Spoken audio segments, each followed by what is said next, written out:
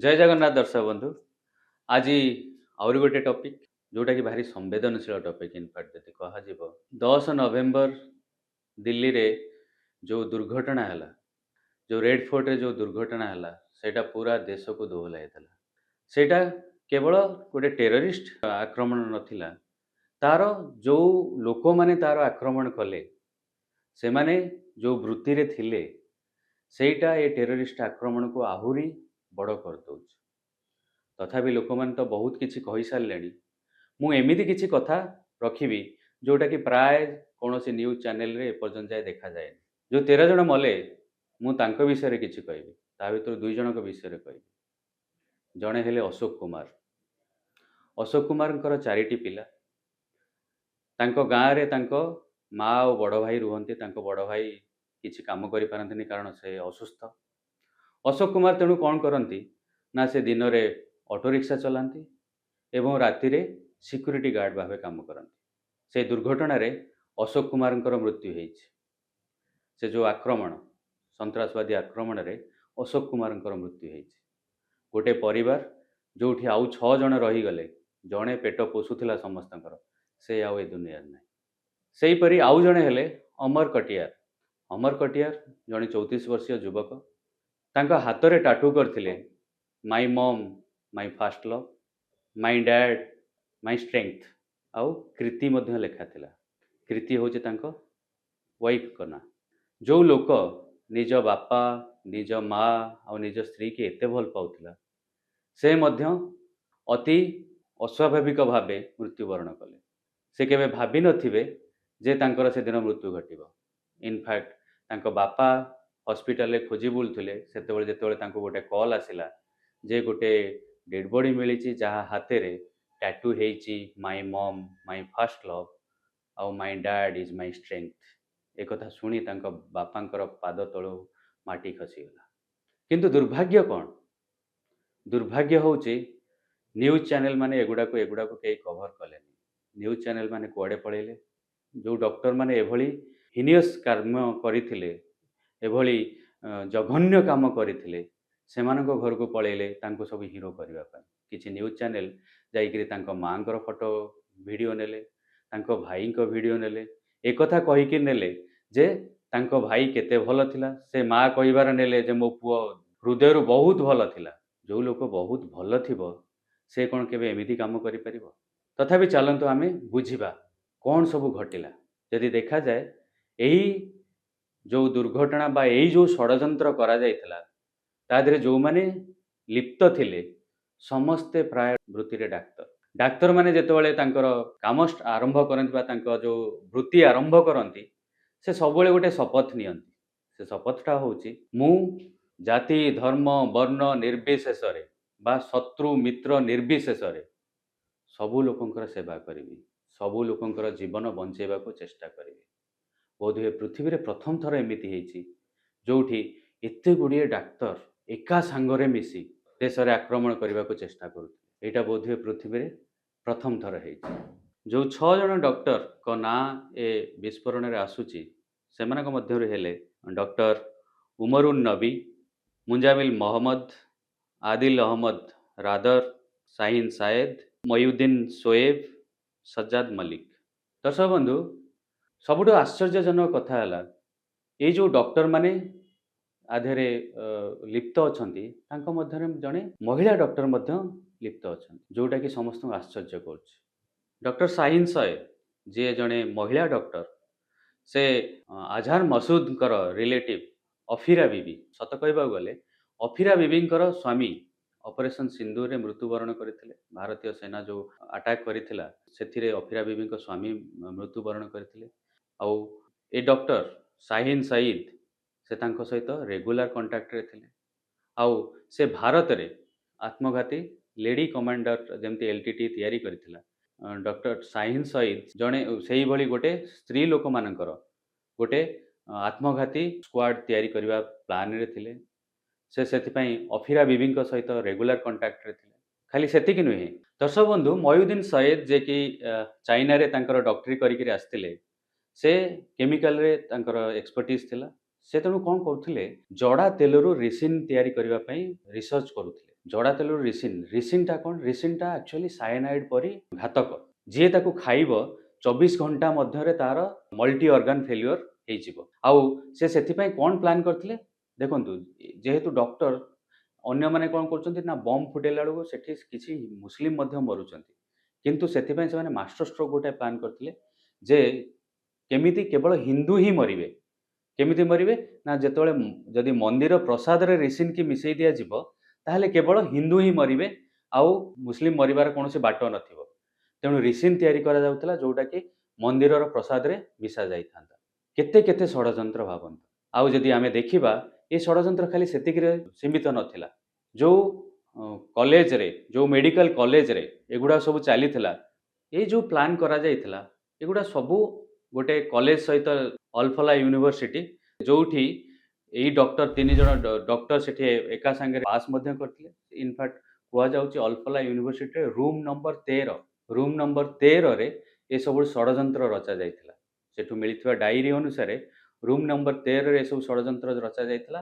ଆଉ ପାଖାପାଖି ଏରିଆରେ 2900 କେଜିର ଆମୋନିୟମ୍ ନାଇଟ୍ରେଟ୍, ପଟାସିୟମ୍ ନାଇଟ୍ରେଟ୍ ଆଉ ସଲଫର ଇତ୍ୟାଦି ରଖାଯାଇଥିଲା ଯେ ତାକୁ ପରେ ଆଇଇଡି ଏକ୍ସପ୍ଲୋସିଭ୍ ଡିଭାଇସ୍‌ରେ ପରିଣତ କରାଯାଇପାରିବ। ଆଉ ପ୍ରକୃତ ଯଦି ଦେଖାଯାଏ ଟାର୍ଗେଟଟା ଥିଲା ପ୍ଲାନ୍‌ଟା ଥିଲା 6 ଡିସେମ୍ବର। ଦର୍ଶକ ବନ୍ଧୁ 6 ଡିସେମ୍ବର କ'ଣ? ନା 6 ଡିସେମ୍ବର ହେଉଛି ଯୋଉ ଆମର ବାବରି ମସଜିଦ୍ ଭଙ୍ଗା ଯାଇଥିଲା ତାର ଆନିଭର୍ସରୀ, ତାର ବାର୍ଷିକ। ତେଣୁ ସେଇ 6 ଡିସେମ୍ବରକୁ ଆଖି ଆଗରେ ରଖି ଏ ସବୁ ପ୍ଲାନ୍ କରାଯାଇଥିଲା।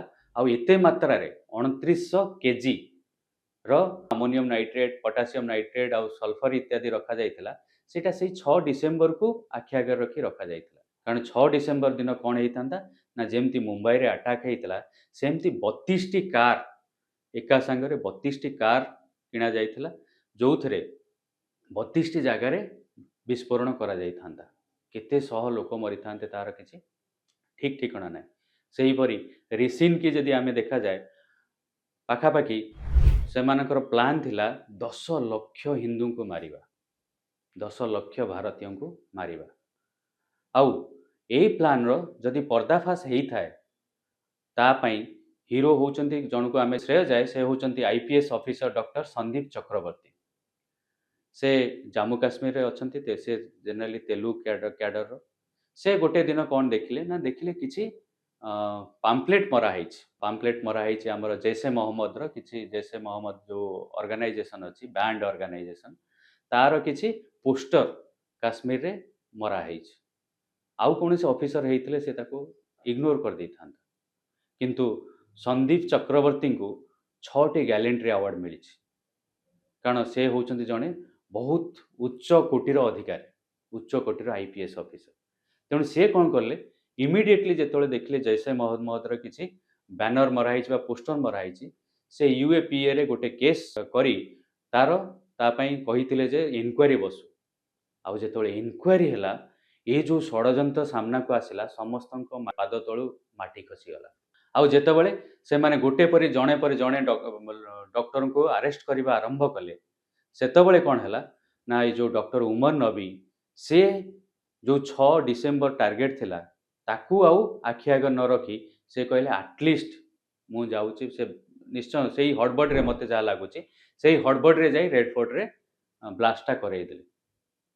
କାରଣ ସେ କହିଲେ ଏନିୱେ ସମସ୍ତେ ଧରା ପଡ଼ିଗଲେଣି, ମୁଁ ବି ଯଦି ଧରା ପଡ଼ିଯିବି ତାହେଲେ ଆମର ଯୋଉ ପ୍ଲାନ୍ ଅଛି ସେ ପ୍ଲାନ୍‌ଟା କାମରେ ଲାଗିପାରିବ ନାହିଁ। ଇନଫ୍ୟାକ୍ଟ ସେଇ ଗୋଟେ ରିଜିନ୍ ଥିଲା ଯୋଉଥିପାଇଁ କ'ଣ ହେଲା ନା ଜେନେରାଲି ଆଇଇଡି ଭିତରେ କ'ଣ ରହେ ନା ବଲ୍ ବିୟରିଂ ସବୁ ରଖାଯାଏ ଯୋଉଟାକି ଆହୁରି ଆତ୍ମଘାତୀ ହେବ। କିନ୍ତୁ ରେଡ୍ ଫୋର୍ଟରେ ଯୋଉ ଆକ୍ରମଣ ହେଇଥିଲା ତା ଭିତରେ ସେ ଆଇଇଡି ଭିତରେ ବଲ୍ ବିୟରିଂ ସବୁ ରଖାଯାଇ ନଥିଲା। ତଥାପି ସେ ଏତେ ଭୟାନକ ହେଇଥିଲା ଯେ ବହୁତ ଗୁଡ଼େ ଗାଡ଼ି ଉଡ଼ି ଯାଇଥିଲେ, 13 ଜଣ ଲୋକଙ୍କର ସେଇଠି ମୃତ୍ୟୁ ହୋଇଥିଲା। ଭାବନ୍ତୁ ଯଦି ତା ଦେହରେ ବଲ୍ ବିୟରିଂ ଖଞ୍ଜା ଯାଇଥାନ୍ତା ତାହେଲେ କ'ଣ ହେଇଥାନ୍ତା। ତେଣୁ ଆମେ ଯଦି ଦେଖିବା ଏଇ ଯୋଉ ଆକ୍ରମଣ ହେଲା ତା ଦେହରେ କିଛି ସଂସ୍ଥା ତା ଦେହରେ ମିଶିକିରି ଅଛନ୍ତି, ଯୋଉ ସଂସ୍ଥା ଗୁଡ଼ାକ ନାଁ ଆସୁଛି ତା ଭିତରେ ଗୋଟେ ହେଲା ଜୈସେ ମହମ୍ମଦ। ଜୈସେ ମହମ୍ମଦ ଯାହାର ମାସୁଦ ଆଝାର ହେଉଛନ୍ତି ମୁଖ୍ୟ, ସେ ସବୁବେଳେ ଚାହାନ୍ତି ଭାରତର ବିନାଶ କରିବା ପାଇଁ। ଇନଫ୍ୟାକ୍ଟ ଯେତେବେଳେ ତାଙ୍କ ପରିବାରର ପାଖାପାଖି 22 ଜଣ ଲୋକ ମୃତ୍ୟୁବରଣ କଲେ ଅପରେସନ୍ ସିନ୍ଦୁରରେ, ସେ ତାପରେ ଆହୁରି ଘାତକ ହେଇଯାଇଛନ୍ତି।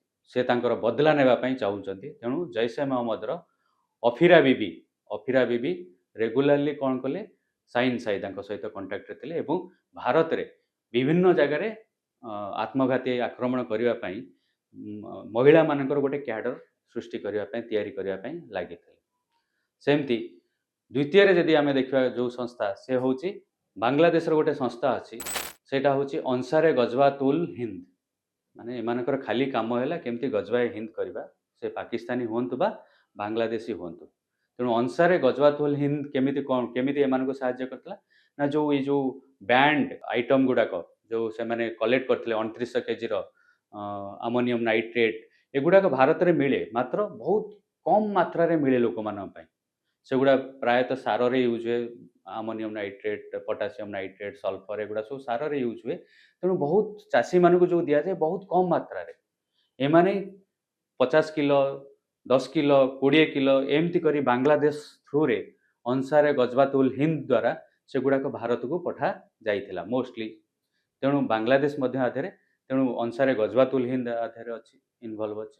ଆଉ ତା ପରେ ସବୁଠୁ ବଡ଼ ମାଷ୍ଟର ମାଇଣ୍ଡ କେଉଁ ଜାଗା ହେଲା ନା, ଅଲଫଲା ୟୁନିଭର୍ସିଟି।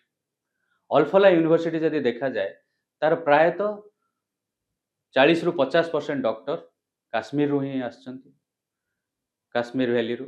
ଆଉ ଅଲଫଲା ୟୁନିଭର୍ସିଟି ସେଟା ହେଉଛି ଗୋଟେ private hospital, private medical college. ସେଠି ଦେଖାଯାଏ, ଯଦି ଏମିତି ଦେଖାଯାଏ, ପ୍ରାୟତଃ ଫଣ୍ଡିଙ୍ଗ ଗୁଡ଼ାକ ମଧ୍ୟ ବାହାରୁ ହିଁ ଆସୁଛି। ତେଣୁ ସେ ପୁରା ଦେଶ ବିରୋଧୀ କାର୍ଯ୍ୟକ୍ରମରେ ଲିପ୍ତ ହେଇ ଅଛନ୍ତି। ତେଣୁ ଏଇ କେତୋଟି ସଂସ୍ଥା ଯେଉଁମାନେ ଏ କାମରେ ଇନଭଲ୍ଭ ଅଛନ୍ତି, ଏ ଷଡ଼ଯନ୍ତ୍ରର ଭାଗୀ ହୋଇକରି ଅଛନ୍ତି। ବର୍ତ୍ତମାନ ମୁଁ ଆଉ ଗୋଟେ ଦିଗକୁ ଆପଣମାନଙ୍କର ଦୃଷ୍ଟିଗୋଚର କରିବି, ସେଇଟା ହେଉଛି କେଉଁ ଦେଶ ଆଧେରେ ଲିପ୍ତ ଅଛନ୍ତି।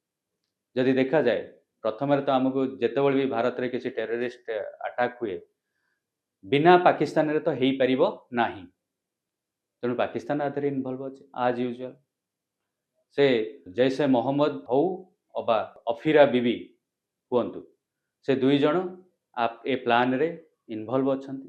ତାପରେ ଆକ୍ଚୁଆଲି ଯଦି ଦେଖାଯାଏ, ଏମାନଙ୍କର ହ୍ୟାଣ୍ଡଲର ଯିଏ ଏ ପୁରା ପ୍ଲାନ୍କୁ ହ୍ୟାଣ୍ଡେଲ କରୁଥିଲେ ବା ସହଯୋଗ କରୁଥିଲେ, ପୁରା ପ୍ଲାନ୍କୁ କୋଅର୍ଡିନେଟ୍ କରୁଥିଲେ, ସେ ବସିଛନ୍ତି ତୁର୍କୀରେ, ଯିଏ ଅପରେସନ୍ ସିନ୍ଦୁର ବେଳେ ପାକିସ୍ତାନକୁ ଡ୍ରୋନ୍ ବା ସବୁ ପ୍ରକାର ସମର୍ଥନ ଦେଇଥିଲା। ଇନଫ୍ୟାକ୍ଟ ଯେଉଁ ଦେଶରେ ଯେତେବେଳେ ଅର୍ଥକ୍ୱେକ୍ ହେଇଥିଲା, ଭାରତ ପ୍ରଥମେ ପହଞ୍ଚିଥିଲା। ମାତ୍ର ସେଇଠୁ ତାଙ୍କର ଯିଏ ଏ ପ୍ଲାନ୍ର ହ୍ୟାଣ୍ଡଲର ଅଛନ୍ତି, ସିଏ ସେଇଠି ବସୁଛନ୍ତି। ତାଙ୍କ ନାଁ ହେଲା ଇସ୍ମାତୁଲ୍ଲା ଖଲୋଗାଇ, କୋଡ୍ ନେମ୍ ଉସାକା। ତେଣୁ ସେ ତୁର୍କୀରେ ବସି ଏ ପୁରା ପ୍ଲାନ୍କୁ କୋଅର୍ଡିନେଟ୍ କରୁଥିଲେ ବା ସେ ସେଠୁ ହ୍ୟାଣ୍ଡେଲ କରୁଛନ୍ତି, ସେ ତାକୁ ସଞ୍ଚାଳନା କରୁଥିଲେ।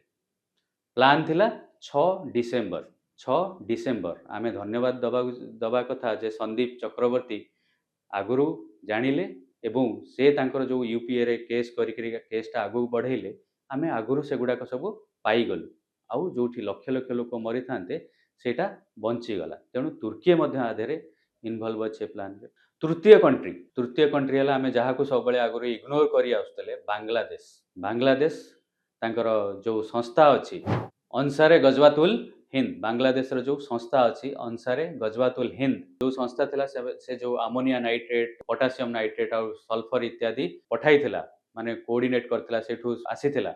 ତେଣୁ ବାଂଲାଦେଶ ମଧ୍ୟ ଆଧେରେ ଇନଭଲ୍ଭ ଅଛି। ଆଉ ତାପରେ ଆମେ ଯଦି ଦେଖିବା, ଶ୍ରୀଲଙ୍କା ଡାଇରେକ୍ଟଲି ଇନଭଲ୍ଭ ନଥିଲେ ବି ତାଙ୍କର ଯେଉଁ ଏଲ୍ଟିଟିର ମହିଳା ଫିଦାଏଁ ଥିଲେ, ଯେଉଁମାନେ ବମ୍ବରେ ଆତ୍ମଘାତୀ ମହିଳା ଫିଦାଏଁ ଥିଲେ, ସାହିନ ସାଏଦ ମଡେଲରେ ଏଠି ଭାରତରେ ମଧ୍ୟ ମହିଳାମାନଙ୍କର ଗୋଟେ ଇଏ କରିବାକୁ ଚାହୁଁଥିଲେ। ଆଉ ସବୁଠୁ ଆଶ୍ଚର୍ଯ୍ୟ କରିବ, ମୁଁ ଯେଉଁ ପଞ୍ଚମ ନାଁଟା ନେବି, ସେଇଟା ସବୁଠୁ ଆଶ୍ଚର୍ଯ୍ୟ କରିବ ଯିଏ ଆଧେରେ ଇନଭଲ୍ଭ, ସେ ହେଉଛି United states of America.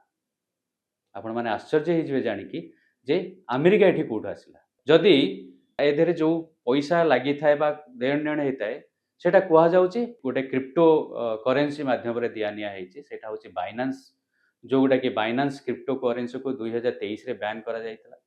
In fact ଯେତେବେଳେ ଜୋ ବାଇଡେନ ଥିଲେ ରାଷ୍ଟ୍ରପତି, ସେ ବାଇନାନ୍ସର ଯିଏ ଫାଉଣ୍ଡର ଥିଲେ ଚାଙ୍ଗପେଙ୍ଗ ଜାଓ, ସେ ତାଙ୍କୁ ଆରେଷ୍ଟ କରିଥିଲେ।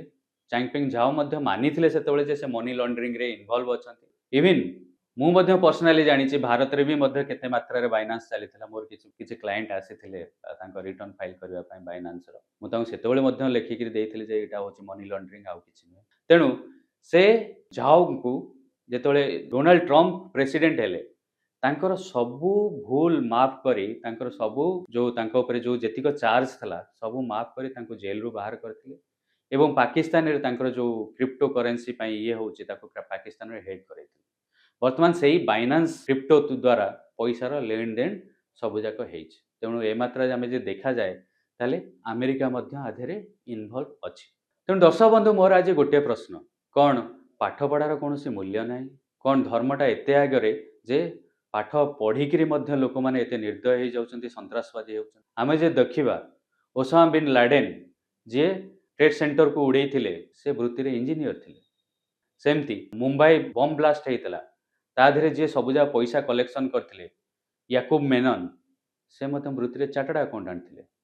ଆଉ ବର୍ତ୍ତମାନ ଡକ୍ଟରମାନେ ଯେଉଁଟାକି ବିଶ୍ୱାସ ବି କରିହେବନି, ଡକ୍ଟରମାନଙ୍କୁ ରୋଗୀମାନେ ଭଗବାନ ମାନୁଛନ୍ତି ଆଉ ସେମାନେ ଭାରତ ବିରୁଦ୍ଧରେ ଏତେ ବଡ଼ ଷଡ଼ଯନ୍ତ୍ର କଲେ। ତେଣୁ ଆମମାନଙ୍କୁ ବୁଝିବାକୁ ପଡ଼ିବ ଏଇ ଯେଉଁ ଷଡ଼ଯନ୍ତ୍ର ସେମାନେ କଲେ ସେଇଟା ଆଉ କିଛି ହଉ ନ ହଉ ଲୋକମାନଙ୍କର ଭରସାଟା କିଛି ମାତ୍ରାରେ କ୍ଷୁଣ୍ଣ କରିଛି। ସେମାନେ ସେ ଧାର୍ମିକ ଭାବନା ସେ ଗୋଟେ ସମ୍ପ୍ରଦାୟର ଲୋକଙ୍କୁ ଡେଫିନାଇଟଲି ଭାବିବେ, ବିଶ୍ୱାସ କରିବାକୁ ସମୟ ନେବେ। ଏଇଟା ସମସ୍ତଙ୍କର ବିଶ୍ୱାସକୁ ଦୋହଲାଇ ଦେଇଛି। ଧନ୍ୟବାଦ ଦର୍ଶକ ବନ୍ଧୁ। ଯଦି ଆପଣମାନଙ୍କର କିଛି ସଜେସନ୍ ଅଛି ଆପଣମାନେ ଦେଇପାରିବେ, ମତାମତ ଯାହା ଯଦି ଅଛି ଆପଣମାନେ ଦେଇପାରିବେ। ଆଉ ଏ ଭିଡ଼ିଓକୁ ଯଦି ଆପଣଙ୍କୁ ଭଲ ଲାଗୁଛି ତାହେଲେ ଲାଇକ୍ କରନ୍ତୁ, ସବସ୍କ୍ରାଇବ୍ କରନ୍ତୁ ଆଉ ବହୁ ମାତ୍ରାରେ ସେୟାର ମଧ୍ୟ କରନ୍ତୁ। କିଛି ଲୋକ ଯେଉଁମାନଙ୍କ ପାଖକୁ ଡାଇରେକ୍ଟଲି ଆମେ ପହଞ୍ଚି ପାରୁନୁ ଆପଣମାନେ ତାଙ୍କମାନଙ୍କ ପାଖରେ ପହଞ୍ଚାନ୍ତୁ। ଆମେ ସବୁବେଳେ ଚେଷ୍ଟା କରିବୁ ଏମିତି କିଛି ନୂଆ ନୂଆ ତଥ୍ୟ ନେଇ କିଛି ନୂଆ ନୂଆ ଭିଡ଼ିଓ କରିବାକୁ। ଜୟ ଜଗନ୍ନାଥ, ଜୟ ହିନ୍ଦ, ବନ୍ଦେ ଉତ୍କଳ ଜନନୀ।